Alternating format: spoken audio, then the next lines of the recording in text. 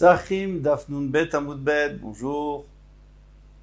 On était au milieu d'un problème d'essayer de comprendre la Mishnah. La machloket entre Tana Kama et Rabbi Yehuda. À savoir que selon Tana Kama, on fait toujours la Khumra quand on vient d'un endroit où il n'y a plus de ces fruits et on va dans un endroit où il y en a encore, eh bien, on peut pas en manger, on doit faire biour. Et vice versa. Et Rabbi Yehuda dit non. Alors, quelle est leur machloket? Alors, on va commencer en bas. Ravina Amar. Ravina a dit, Bepukta d'un Netanae, c'est la machloket entre ces Tanaïm. Quelle machloket? Des Tania, il faut dire. On enseigne dans une braïta, Ochlim bitmarim achechale acharon shebetzoar. On peut manger des dattes tant qu'il y en a à Tzoar. Parce que Tzoar, c'est la ville des dattes. En réalité, on a toujours dit que c'est Yericho, la ville des dattes. Alors, pour essayer c'est un problème, parce que une fois on nous dit c'est Yericho, une fois on dit c'est Tzoar. Eh bien, un des Mefarshim sur le Biurogras nous dit qu'en réalité, ils sont très proches l'une de l'autre. C'est les deux, c'est Yirat Marim. Alors, si dans la région là-bas, il reste des dattes, il n'y a pas de problème, même s'il n'y en a plus chez toi. Mais si même là-bas il n'y en a plus, alors on a vu que dans ce cas-là, eh bien, on n'a plus le droit d'en manger. On doit les sortir, on doit être mafkir. Rabban Shimon ben Gamliel Omer, on tourne la page. Donc Rabbi Shimon ben Gamliel dit, Ochlim al shel ben akipin, ven ochlim al ben sheben al shitzim. S'il reste des dattes, même qui sont tombées de l'arbre, mais qui sont encore sur les branches, alors on peut encore manger, parce que les animaux peuvent se servir. Et la Torah nous a dit, tant que les animaux peuvent se servir, toi aussi tu peux t'en servir. Mais là, une fois qu'ils peuvent plus, ils peuvent plus. Toi non plus. Venochlim beshemen ashitzi. Mais on mange pas s'il y en a qui sont tombés dans les ronces, parce qu'autour des palmiers, il y a souvent des ronces. S'ils sont dans les ronces, alors tu dis oui, mais il y a des dattes. Non, il y en a pas, parce que les animaux n'ont pas accès. Donc toi, tu peux pas. Et c'est ça la machloket entre Tana Kama et Rabbi Yehuda. Qu'est-ce qu'il avait dit Tana Kama? Tana Kama, en fait c'est sous-entendu ici. Tana Kama nous dit, attention, tant qu'il y a des dattes, on a le droit de les manger. On n'a pas besoin de faire bio. Alors même s'il y en a dans les ronds, c'est pas grave, parce que même si les bêtes ne peuvent pas y arriver, mais les oiseaux peuvent y arriver. Comme le Tana Kama de cette Mishnah. Par contre, le deuxième Tana, qui est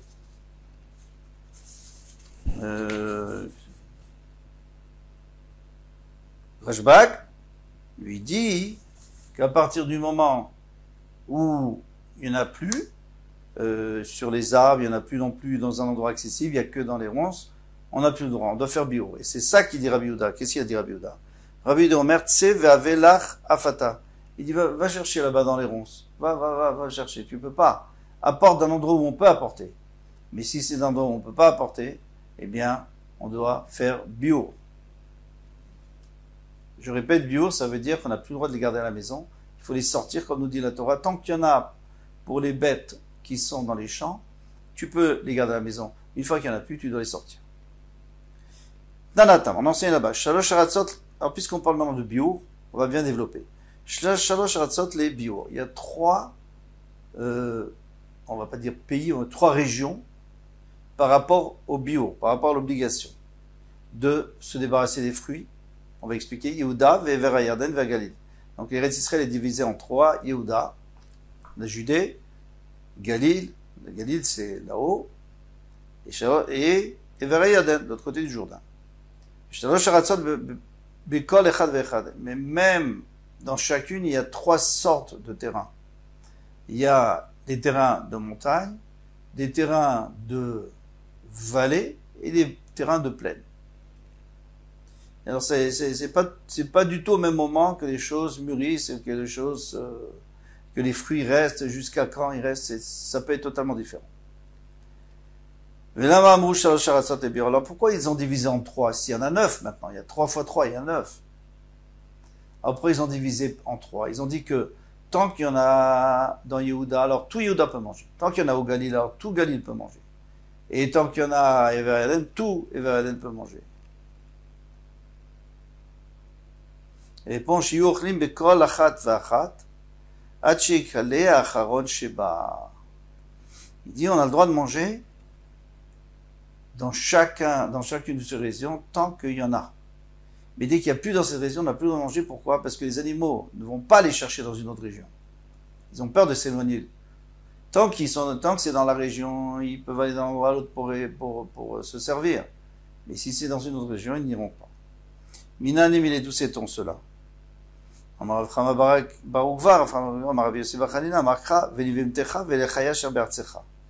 Pour tes bêtes et pour les bêtes sauvages qui sont sur ta terre. Tant qu'elle peut manger des champs parce qu'il y en a, et après les béma shebavit, tu peux aussi donner à ta béma qui est dans la maison, tu peux en garder à la maison. Et en manger bien sûr aussi. Kala le chaya mais quand il n'y en a plus, pour la chaya, pour la bête sauvage qui est dans les champs, kala le vemteramina bait, il faut aussi que tu enlèves tout ce que tu as dans la maison. Et Miré, on a appris d'en chaya chez Yehuda Gedela, alperot chez Galil, que jamais une chaya, bête sauvage qui réside dans Yehuda, n'ira se servir dans le Galil, c'est trop loin. Ben chaya chez Galil Gedela, alperot chez Yehuda, et vice versa non plus. Tanouravalan, nous enseigner perot chez Yatsu Meretz Israël et Chutz Haaretz. Alors ça c'est très intéressant parce qu'aujourd'hui, pendant la Shemitah, on nous dit attention, tu as le droit de sortir.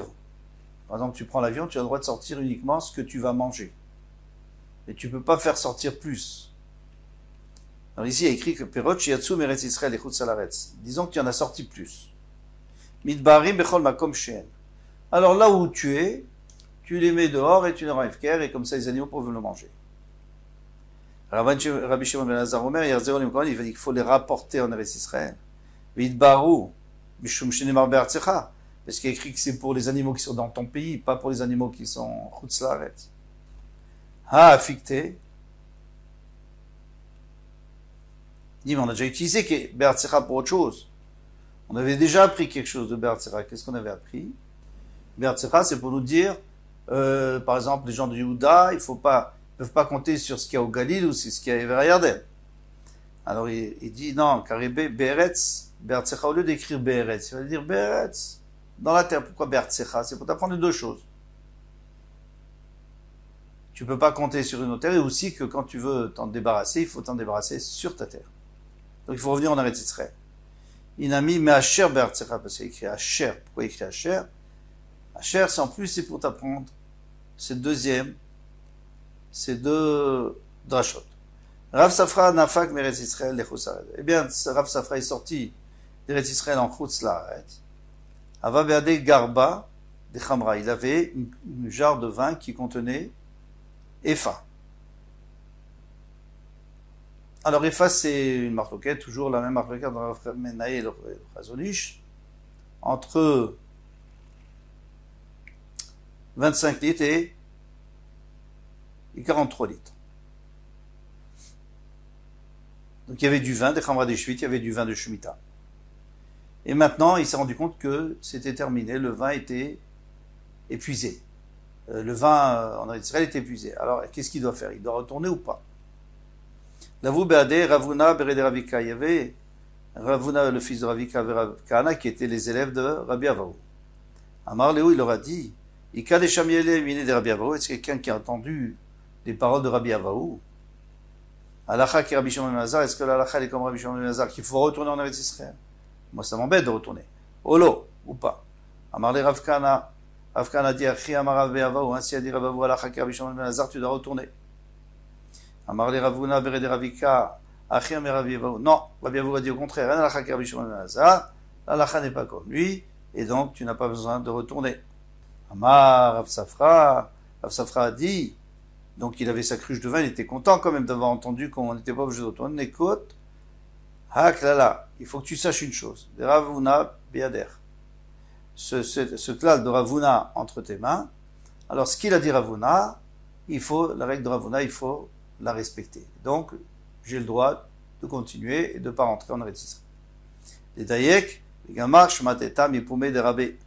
Parce que lui, il avait l'habitude de faire des très pointilleux pour apprendre la halakha de son maître. Donc quand il apprenait la halakha, et s'il n'était pas tout à fait clair, il redemandait à son maître pour être sûr. Donc si lui dit que Rabbi Avaou a dit qu'on a le droit de rester en Koussaïs, on n'est pas obligé de rapporter, donc je n'ai pas besoin. Il apprenait comme Chava des Pumpadita. Chava, il habitait à Pumpadita, et lui, c'était la même chose. Il était très pointueux, c'est connu. Quand on voulait savoir quelque chose d'exact, on allait lui poser la question. D'Amar Chava, où est-ce qu'on a vu ça? D'Amar Chava, Amar Viuda. Il a dit au nom de Rabbi Yehuda, qui était son maître. Arabait Stav Kaful Haya. Stav, qu'est-ce que ça veut dire Stav? C'est-à-dire qu'il y avait des bancs tout autour de Arabait, de la montagne. Il y avait un Mikdash, des bancs, des genres d'estrade, où on s'asseyait, où on pouvait vendre des choses aussi. Kafoul, donc doublé.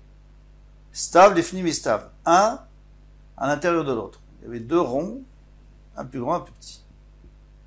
Et pourquoi tu dis stav? On n'a qu'à dire itztava, parce que c'est ça le lachon normalement de la Mishnah. Car Réal et Rav Yosef, donc ça prouve que lui, il était tellement pointueux qu'il a répété les mots de son maître, même si il n'était pas tellement usité à cette époque. Car Réal et Rav Yosef, alors Rav Yosef, quand il a entendu que Rav Kahana a compté sur la Kula pour ne pas revenir, pour ne pas rapporter, on lui a apporté un passouk qui n'est pas sympathique. Le passouk ne parle pas de Rav Kahana, mais on peut trouver une allusion.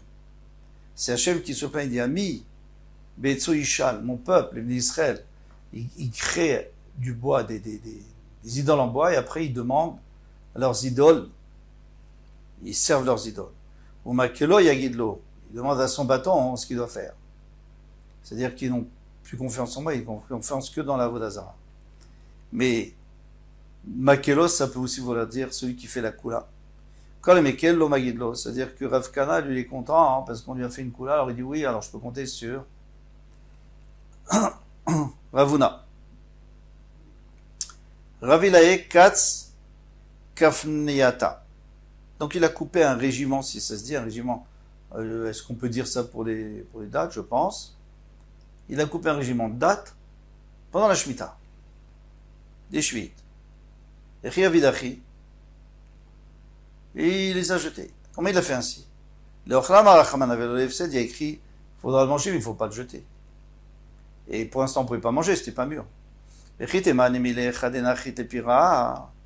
si tu me dis, quand est-ce qu'on a dit que c'était interdit? Quand ça s'appelle déjà un fruit. Mais quand ça s'appelle pas un fruit l'eau, parce que c'est encore petit, donc ça s'appelle pas un fruit. C'est pas vrai. Amar Rav Nachman, Amar Rav Baravua. Il a dit, Rav Nachman de Rav Baravua, Hanem Matchale. Alors, dehors là, c'est, vous savez, autour des dattes, il y a des poches comme ça qui se font de peau. Et bien, très les dehors là, cirés, ils sont assourot. Bien, alors là, c'est les 3 premières années, ça bien qu'on les mange pas. On n'a même pas le droit d'en profiter. Au lieu de souchon les péri, puisque c'était une peau qui garde le fruit. Donc c'est assour comme le fruit. Contrairement à l'arbre, on a le droit d'en profiter parce que ça s'appelle pas orla. Je veux dire, et ça fait pas partie du fruit.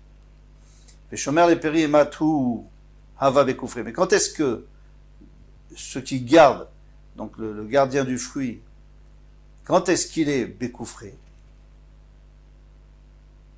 C'est quand ils sont encore tout petits. Coufré, c'est bosser, c'est tout petites dattes. Ou des raisins. Les cacarés, les oupirés, on appelle ça des fruits. Donc tu vois très bien que c'est des fruits. Alors pourquoi tu as coupé? Rav Nachman, alors pour il a coupé Rav Nachman. D'amak Rabbi Yossi, pense Rabbi Yossi. T'entends Rabbi Yossi Omer Smadar Assour. Les choupéris. Lui dit que Smadar c'est assour parce que c'est un fruit. Qu'est-ce qu'on appelle Smadar? C'est un raisin qui est juste après. Alors ça c'est le Tanak Rabbi Yossi Omer. Smadar Assour.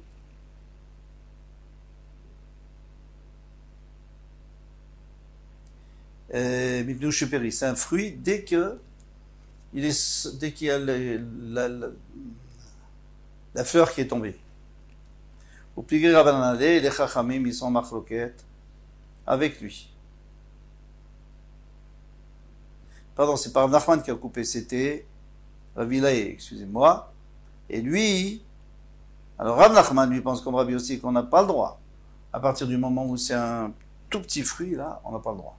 Et Rabbi Laé, lui, il pense pas comme Rabbi aussi, pardon. Il pense comme les Chachamim qui ne sont pas d'accord avec Rabbi aussi, qui disent que à ce moment-là, ça s'appelle pas encore un fruit. Et puisque ça s'appelle pas encore un fruit, donc j'ai le droit de les couper. Et là-dessus, il y a un problème. Pourquoi? Parce qu'on va voir que la marloquette entre Rabbi aussi, c'est pas partout. C'est que pour les raisins, mais pas pour les dates. Parce qu'il fait Rav Shimi Minardé, Rav Shimi Minardé a posé la question. Ou mi pliqué Rabbanan et Rabbi aussi Bishari la note. Est-ce que les Rabbanan sont marloquettes et Rabbi aussi? Parce que eux, ils permettent, même s'il y a un fruit, tant qu'il est petit. Est-ce qu'il permet dans les autres arbres? Ve'atnan, mais matayen kotzidi metayin la note beshuit. À partir de quand on n'a plus le droit de couper les arbres à la Shemitah? Pourquoi? Parce que les branches d'arbres, parce que si tu les coupes, il y aura moins de fruits, et ça on n'a pas le droit, à la Shemitah. Parce qu'il est écrit qu'à la Shemitah, il faudra les manger. Bet Shammai omrim kol ha'ilanot v'sheyotsiu. Bet Shammai disent, tous les arbres à partir du moment où ils sortent des feuilles. Avant les fruits même.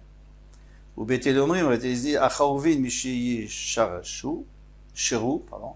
Les chaouvim, les karoub, à partir du moment où il y a des genres de colliers, de carreaux, ve'akfanim, on va tourner la page, ve'akfanim et les vignes, miché yagriou, à partir du moment où ils vont avoir des petits raisins. Ve'azetim, et les olives, miché yanitsu, à partir du moment où il y a une petite peau qui se pose sur eux. Au charcol, il y a un autre miché au-dessus. Mais les autres arbres, c'est à partir du moment où ils sortent le fruit. Ici, on ne parle pas de, comme Bet Shammai qui disait qu'ils sortent les feuilles, mais à partir du moment où ils sortent les fruits. Mais tu vois bien que dès que le fruit est sorti, même s'il est tout petit, tu n'as pas le droit de couper une question sur Avilaï. Ravasi a dit ou bosser, ou giroua, ou poulalavan.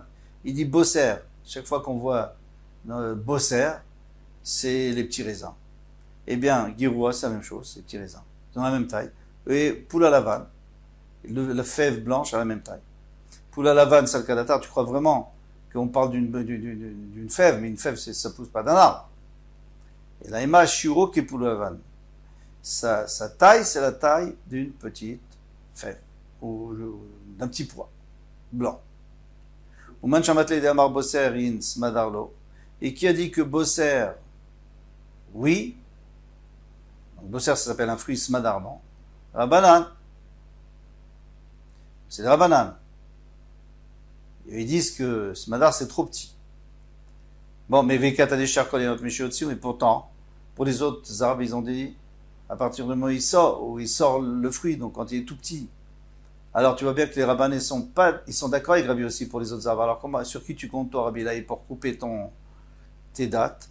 Et la Rabbi Laé, et la Rabbi Laé, Bedenisrane Katz. Il a coupé des dates d'un arbre mâle. Alors un arbre, donc un palmier mâle, il sort des dates qui vont jamais mûrir. Il faudra les faire mûrir artificiellement, mais ils vont jamais mûrir. Et on les appelle Nisrane parce qu'en Nissan, on les coupe déjà. Et de toute façon, ils vont plus mûrir, ils vont plus grandir non plus, elles vont rester petites. Et on les met dans des paniers et on essaie de les faire mûrir. Donc lui, il a dit, c'est pas des fruits, ça s'appelle pas des fruits, il les a coupés. Point final, à demain, Bezrat Hashem.